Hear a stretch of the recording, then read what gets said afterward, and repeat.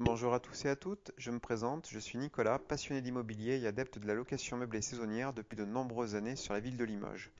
Vous retrouverez sur mon blog Locastus conseils et astuces concrètes pour développer votre activité de loueur en toute simplicité. Donc dans ce podcast et cette nouvelle vidéo, je vais aborder avec vous l'intérêt pour un bailleur ou pour un locataire d'opter pour un bail mobilité. J'avais commencé à aborder la question rapidement dans un précédent podcast, mais je vais rentrer dans le vif du sujet avec vous pour savoir quel est l'intérêt pour vous, que vous soyez bailleur ou locataire, d'opter pour ce type de bail. Alors d'un point de vue bailleur, quel est l'intérêt pour un bailleur d'opter pour le bail mobilité? Moi j'y vois plusieurs avantages. Le premier, une durée synonyme d'opportunité réglementaire.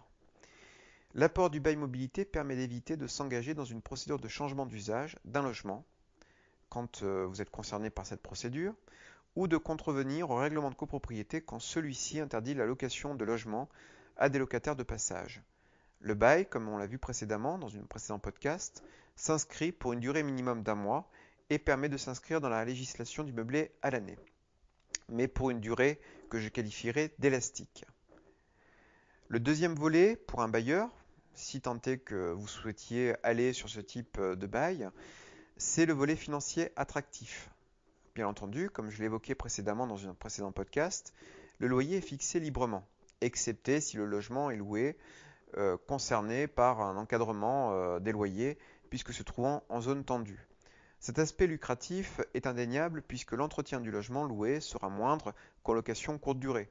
Puisqu'en location courte durée, je rappelle qu'il y a des frais cachés, que sont les frais de ménage, les frais de pressing, les frais de gestion, moindres que vous trouverez, puisque compris entre 20 et 25% en temps normal pour de la location meublée touristique, quand elle est confiée par exemple à une société de conciergerie, contre 10% pour de la location meublée de longue durée et 3 à 5% pour de la location nue. Le statut fiscal, bien entendu, vous le gardez, c'est-à-dire que vous pouvez garder le statut fiscal du loueur en meublé non professionnel, qui est possible s'il vous est avantageux. Vous pouvez ainsi y opter pour le régime du réel BIC. Ces deux aspects rendent, de mon point de vue, le bail mobilité compétitif. Le dernier élément qui plaide pour les bailleurs pour ce bail mobilité, c'est l'acte de cautionnement. En cas d'impayé de loyer ou de dégradation, le logement sera forcément éligible à la garantie visale que votre locataire pourra solliciter avant son entrée dans les lieux pour vous garantir d'un minimum de sérénité. Puisque je le rappelle, le dépôt de garantie pour le bail de mobilité est interdit. Donc en revanche, l'acte de cautionnement peut être une solution et il n'est pas interdit, et il n'est pas interdit à un bailleur de demander à son locataire d'être pourvu d'un garant, personne physique, pour garantir des loyers impayés, éventuellement s'il n'y a pas de garantie visale. Au niveau des incontournables pour les locataires, quel est l'avantage pour un locataire d'opter pour ce bail mobilité? C'est un contrat élastique également pour le locataire, car il va viser une population de locataires dont la situation n'est pas forcément stabilisée, ou qui ont besoin d'un hébergement temporaire ou d'une solution d'hébergement rapide et sans contrainte. C'est une solution de location qui est donc incontournable, pour plusieurs raisons de mon point de vue, puisque c'est une offre de location prête à l'emploi tout en un.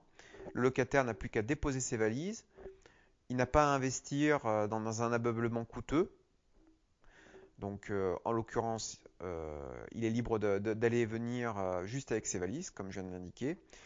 Le troisième avantage est un mode de locatif que je qualifierais de souple, puisque les parties au contrat savent à l'avance la durée de location qui les engage les uns et les autres. Donc période locative, je le rappelle, qui va de 1 à 10 mois.